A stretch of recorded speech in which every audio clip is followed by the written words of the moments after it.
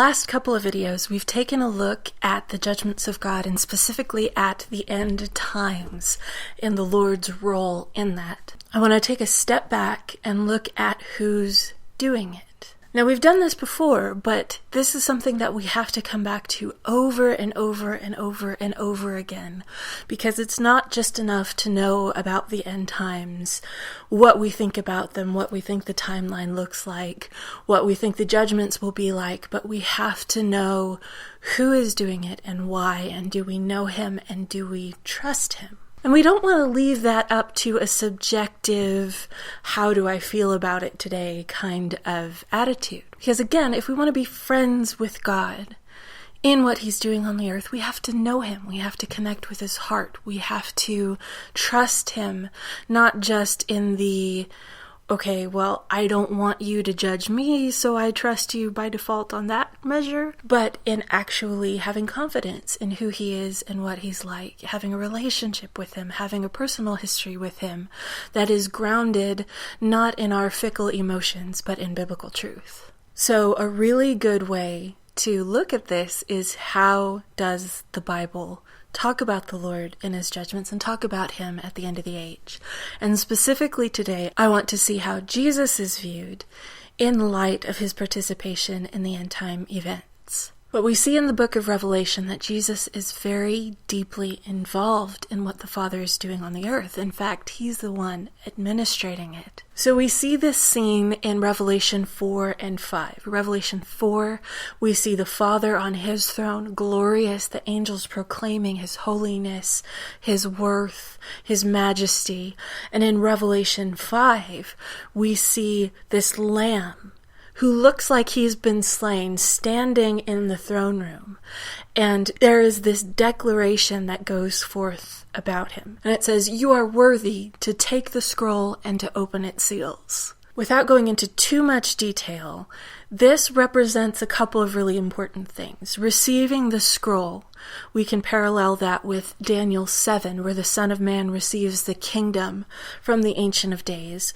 Jesus taking the scroll from his Father indicates that he is assuming the rulership of the earth. He is stepping into a role as king in a very profound, direct, and physical way. And then to loose the seals, we know what that means, because in Revelation 6, immediately following, we see what happens when the seals are opened. Each seal looses a judgment on the earth, and the seals are actually the first in this chain of events that unleashes the whole book of Revelation upon the earth. So these creatures and elders and angels around the throne tells Jesus, you are worthy to rule over the earth, and you are worthy to release judgments on the earth. Which is a big statement, and I think the natural question that arises is why? What makes this lamb so special that he has the right to do this? And what they say is really, really interesting, because they don't say, well, you're worthy because you're the Son of God. Which is true. I mean, if you are to break it down practically, Jesus is the one person who could say, I brought you into this world, I could take you out, and I could make another one just like you. By virtue of being the creator, he gets to call the shots. But that's not the song that goes forth in heaven in that hour. They say, you are worthy because you were slain. This says some really profound things to us about who Jesus is and what he's like, and how he is worthy, not just in the sense of deserving, but how he has shown himself to be qualified, how he has gone so far above and beyond to demonstrate that not only is it right, is it his right to rule and to judge, but it shows that he is trustworthy, he is qualified, he can do it well, he can do it right. And as a side note, I do kind of like that when the nations say, hey, who died and made you king? He can say, well, I did. But to get down to the actual points, I mean, again, there's so much we could unpack here, but I want to focus on 3 things that we see in the Lamb being slain that qualifies him to rule on the earth and to judge the earth? What is it about being slain that makes him a worthy king and a worthy judge? Firstly, we can see that as the Lamb who was slain, Jesus is humble. We've all heard the phrase that absolute power corrupts absolutely. The reason that holds true is because human beings do really stupid things with absolute power. And every single person who has absolute power, who doesn't have any kind of checks or balances or accountability, you just get sucked into that gross mindset of, I can do what I want. I'm great. I'm awesome. I don't have to think about anybody else. I don't have to consider anyone else's feelings. I run the show around here. I do what I feel like. Jesus is humble. We see in Philippians 2 that his death on the cross is described as making himself of no reputation. He humbled himself. He was obedient to the point of death, even death on a cross. I don't know anybody that humble. We've never seen anybody that humble. Certainly not anyone with genuine divine right being that humble. But Jesus is ultimately, deeply, profoundly humble. There's no pride in him. There is no arrogance. He doesn't need anybody to stroke his ego. He doesn't need to prove anything to anybody. He is who he is. And he enacts his role in submission to his Father and in service to the people he's leading. This is somebody who can be trusted with power because he's not going to go on an ego trip about it. He cannot be corrupted by absolute power because he doesn't fall into that trap of pride that we've seen with literally every other king or ruler who has ever crossed the earth. Even the most righteous rulers we see in history fell to pride somewhere along the line, and Jesus is humble. That power can't corrupt him. So firstly, he's humble. Secondly, he is righteous. He is completely 100% committed to doing his Father's will. We see this in the Garden of Gethsemane, where he is crying out, Lord, if there's any other way, can this cup pass from me? I mean, he's so in torment over what is going to come. Not just in the crucifixion itself, because while that's atrocious, plenty of people have been crucified. But in bearing the sins of the world, in that rift in his relationship with his Father, even just for those few days, what he was facing was so beyond what we can even fathom. But he says, nevertheless, not my will, but yours be done. Jesus has proven through submitting to the crucifixion that he is completely and unwaveringly in agreement with the heart of God. I love when he says that the ruler of this age has nothing in me. Meaning the same way that Satan has brought down giants of the faith.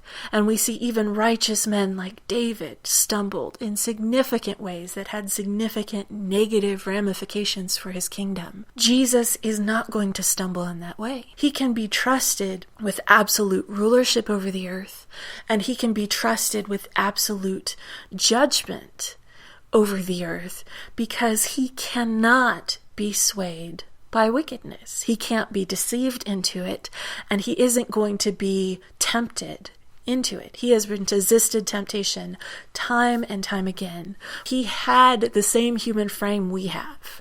He knew all the weaknesses, all the temptations, all the struggles of earthly human life, and he didn't sin even once. That's a track record that can be trusted when he's judging the earth, when he's releasing sometimes these global, cosmic, what look like awful things.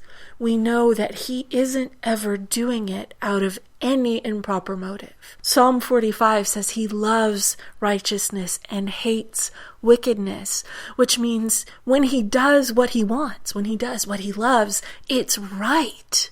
It's good. It's always the right call, always absolutely perfect. And we've never seen a king or a judge like that. So he's humble, he's righteous, and thirdly, he's compassionate. The verse goes on to say, "You are worthy because you are slain, and you have redeemed us to God by your blood from every tribe, tongue, people, and language." Jesus' crucifixion was to save the world. He's not a vengeful, hateful, spiteful deity who just resents humanity's existence. He died for human beings. He loves them so much that he laid down his own life. That means we know who he is in his judgment. It's not, how can you judge if you're love? It's your love and you're moving in judgment. So I know I can trust you in this, and there's nobody else that I'd rather see judging the earth than the man who would die for it. So he loves people. He loves sinners. He laid down his life for sinners, and he also knows what it is to live in the middle of a broken and sinful world. He will not be judging anyone who can rightly say to him, "Well, you don't know what I've been through." Well, yeah, I do. "You don't know what it's like down here." Yes, I really do. "But people misunderstood me and hated me and persecuted me." He's like, they did all those things to me too. He's not judging from an aloof distance. He's judging as one who knows the trauma of living a human life. On the cross, he bore our sorrows. He carried our griefs. He carried in himself the weight of our sin, and he knows what it's like. He's not making a hasty decision. He's not making any rash judgments. He is not harshly dealing with people who just needed a bit of mercy. He is so merciful. He is so compassionate.